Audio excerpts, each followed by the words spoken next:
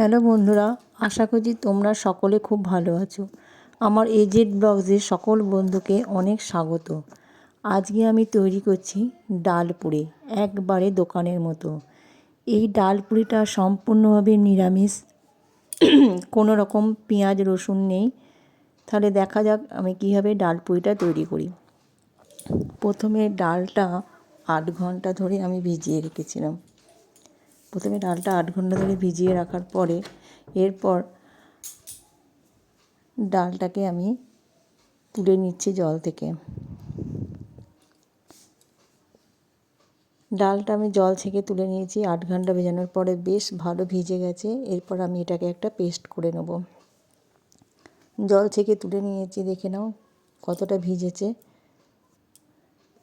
এরপর আমি এটাকে মিক্সিতে বা শিলে, যে কেউ যেখানে পারবে মিক্সি করে বেটে নেবে। আমি এটা মিক্সিতেই বেটে নিচ্ছি। মিক্সির মধ্যে দিয়ে দিচ্ছি, মিক্সি জারের মধ্যে।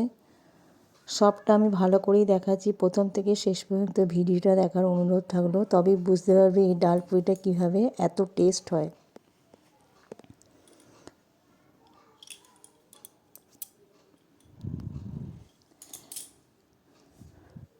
মিক্সিতে পেস্ট করা হয়ে গেছে, সবটা পেস্ট করে নিয়েছি। পুরোটা দেখালাম না, একবারটাই দেখালাম।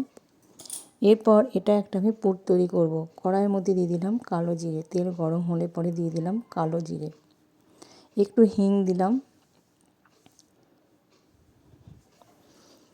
হিংটা বেশ ভালো গরম হয়ে গেছে। এর মধ্যে দিয়ে দেব ছোলার যে ডালটা আমি বেটে রেখেছিলাম, সেই ডালটা দিয়ে দিলাম। সাথে আমি একটা লঙ্কা দিয়েছি, একটু ঝাল ঝাল হবে। এরপর দিয়ে দিলাম নুন।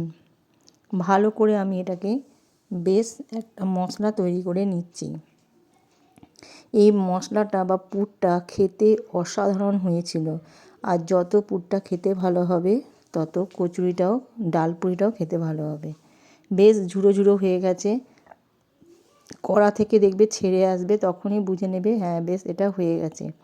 নামানোর আগে দিয়ে দিলাম ভাজা মশলা, যেটা আমি বাড়িতে তৈরি করি। এই ভাজা মশলা দিয়ে ভালো করে আমি এটাকে আবার নেড়ে চেড়ে নেব। তবে গ্যাসটা এখন আমি বন্ধ করিনি।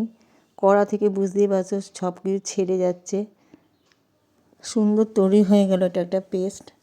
এরপর আমি এটাকে এই মশলাটা পুর করব। পুরটা আমি নই করে নিয়ে ওর মধ্যে ভরবো। নেচিগুলো আমি কেটে নিয়েছি, দেখে নাও। প্রথমে বাটি আকৃতি তৈরি করেছি, তারপরে পুরটা ওর মধ্যে দিয়ে দিচ্ছি।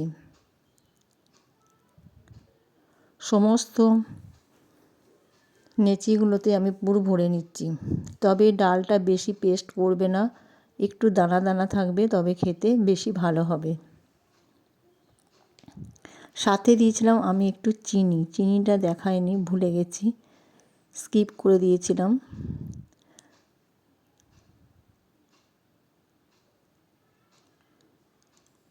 হয়ে গেল আমার তৈরি করা। এরপর এগুলো আমি সবগুলো বেলে নেব। যেমন করে বেলে। এরপর তেল গরম করতে দিয়েছি। বেলাটা আমি আর দেখালাম না, হালকা হাতে বেলে নেবে। তেল গরম করে দিয়ে একটা একটা করে বেশ ছেড়ে দেব, আর ফুলতে শুরু করবে।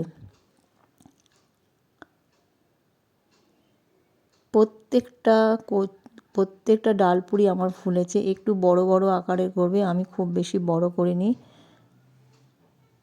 আর খেতে অসাধারণ হয়েছিল। এটা কোনো তরকারি লাগছিল না, শুধুই খেয়ে নিচ্ছিল সবাই। তবুও আমি সাথে দিয়েছিলাম আলুর দম।